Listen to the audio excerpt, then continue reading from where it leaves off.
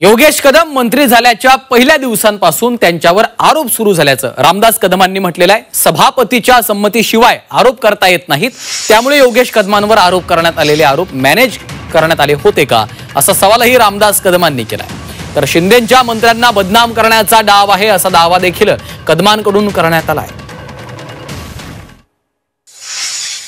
शिंदे साहेब, आपल्या सभागृहामध्ये नियम आहे, 35 ची नोटीस दिल्याशिवाय कुणावरती आरोप करता येत नाही।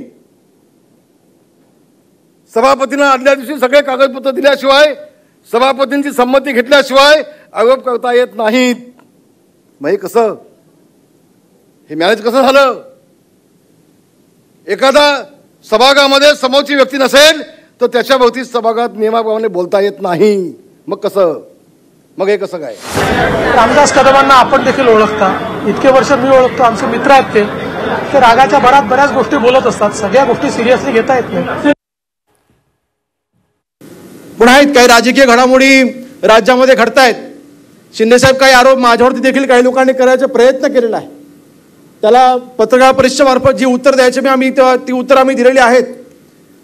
आणि मला वाटतं आपण जो माझ्यावरती विश्वास ठेवलेला आहे, अगदी 39 वर्षाच्या तरुणावरती जी काही खाती आपण माझ्याकडे गृहराज्यमंत्री असेल, महसूल राज्यमंत्री असेल, अन्नजी 3 खाती आहेत, 5 महत्त्वाच्या खात्याचा कारभार राज्यमंत्री म्हणून आपण माझ्या खांद्यावरती जो दिलेला आहे। हम किसी को छेड़ते नहीं, हमें जो छेड़ेगा उसको छोड़ते नहीं।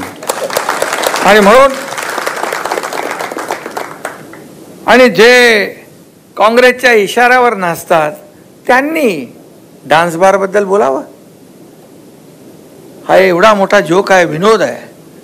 आणि म्हणून मी आपल्याला एवढं सांगतो, योगेश काही चिंता करू नको, डिस्टर्ब होण्याचं कारण नाही, काम करायचं आहे। तुझ्या मागे भाईत आहे, पण अख्खी शिवसेना आणि हा एकनाथ शिंदे खंबीरपणे उभा आहे।